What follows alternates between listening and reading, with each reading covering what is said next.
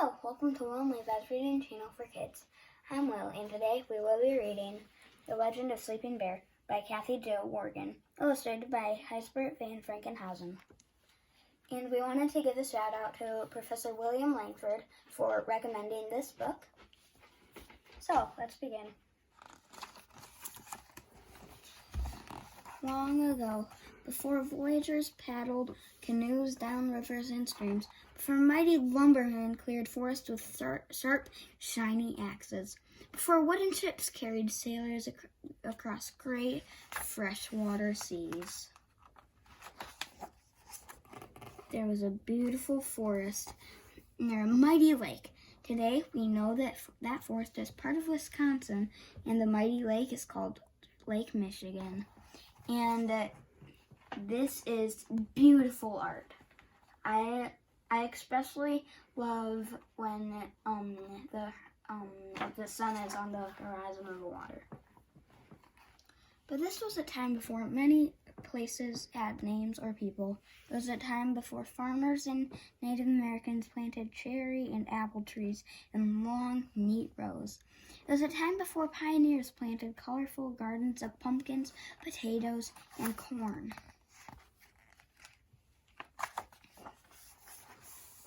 In this forest near the edge of the lake lived Mother Bear.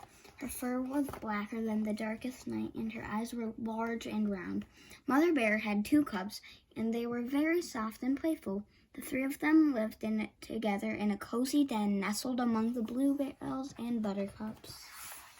I'm guessing those would probably be bluebells and those buttercups. Every morning, as the wood thrush softly sang, pip, pip, pip, and the chickadees called, chickadee-dee-dee-dee, from the trees, Mother Bear and her cubs would lumber through the forest to the banks of the birch-lined stream. Deer would gently bend their slender necks to sip in the cool water, and raccoons would quickly wash their faces. Mother Bear and her cubs would step carefully into the stream as the fresh, clear water trickled by. Mother Bear would teach her cubs how to snatch plump, colorful trout for breakfast.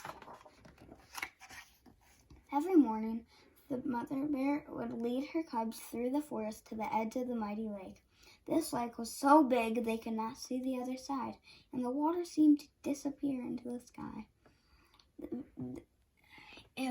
Lake Michigan is as big as the author describes it. You cannot see the end of it unless you go to the other side. And so, the bears would frolic along the sandy shore, happily splashing in the shallows and chasing herring gulls. They tugged at each other's tails and took long, cool baths. Every evening, Mother Bear led her cubs back to their warm, cozy den, where she cradled them in her big black paws and held them gently while they went to sleep. One morning, as they were lumbering along to the birch-lined stream, there was a loud crash of thunder and a sharp hissing sound. Snap! Mother Bear stood on her hind feet and stuck her nose in the air. A brilliant orange blaze flashed through the trees, and dark clouds filled the sky. Fire! So, lightning hit the trees, which made them go on fire. Mother Bear rushed her cubs to the banks of the stream and ordered them to follow it to the shore of the mighty lake. Bears dashed rapidly, deer sprang back and forth, and wolves ran wildly. Even the star-nosed mole hurried out from beneath the cover of the forest floor. There's that guy. He's small compared to all the bears and wolves and deer and even the birds.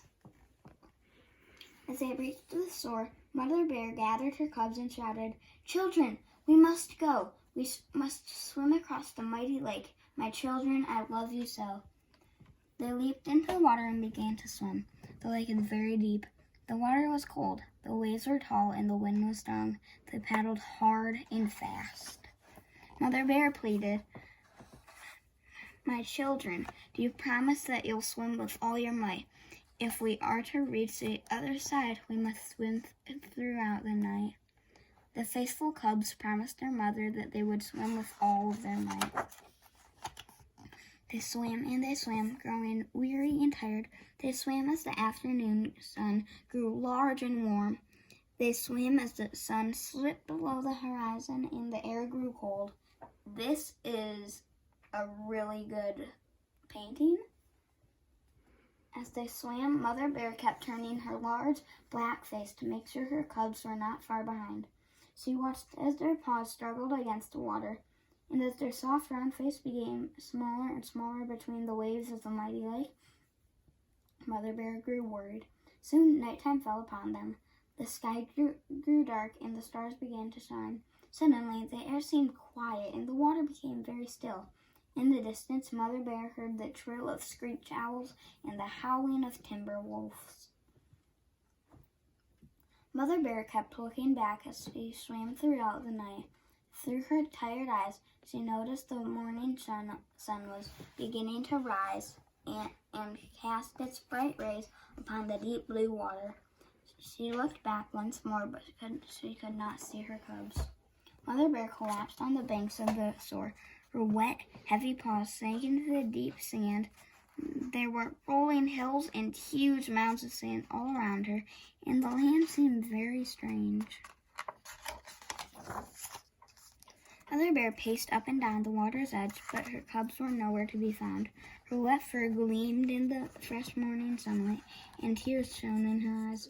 Mother Bear cried, "My children, are you coming? You are strong and you are clever. My children, can you hear me? I will wait for you forever." Mother Bear climbed to the top of the highest hill. She looked out over the dark, deep water, but saw no sign of her cubs. Mother Bear called throughout the day, "My children, can you hear me? I know you must be near. My children, I am waiting high up here." Mother Bear waited until the sun set and another night fell upon her. She waited while the sun came up again in the morning. She waited while wild pink roses bloomed all around her and while baby white-throated sparrows learned how to fly. She waited while the grasses on a distant dune became yellow and dull. She waited while the leaves fell from the beech trees. Mother Bear waited while the air grew colder and snowflakes floated down from thick, dark winter clouds. And she waited and waited. Mother Bear waited, but her cubs never reached the shore. And high upon the hill, Mother Bear fell asleep in her sorrow. Years passed, and the winds of Lake Michigan blew blankets of sand upon her, keeping her warm and safe in her slumber. I like how the artist did this because the shades of brown kind of get darker and darker until you can see the black bear's face. Over the time, the gray spirit of the land felt her sadness, recognizing her dedication and love for her children. With a tremendous gust of wind, the spirit brought the cubs near the shore, raising them out of the water as two magnificent islands, placing them forever within the watchful and caring eyes of Mother Bear. This part is a little sad, but beautiful in the same way. The cubs now stand suspended in time as the North and South Manitou Islands. Happy to be near their mother once again, they rest in the spirit of their mother's love. Two islands gleaming sand edged by the waters that sparkle and dance in the sunlight.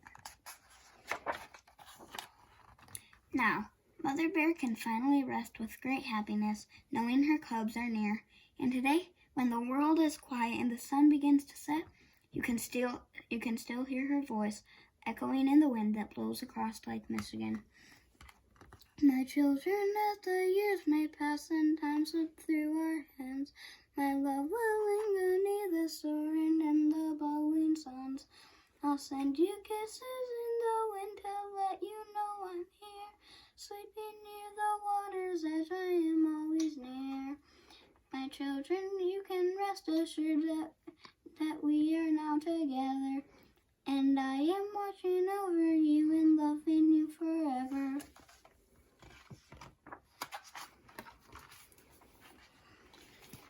Thank you for listening to Will and the Fast Reading Channel for Kids.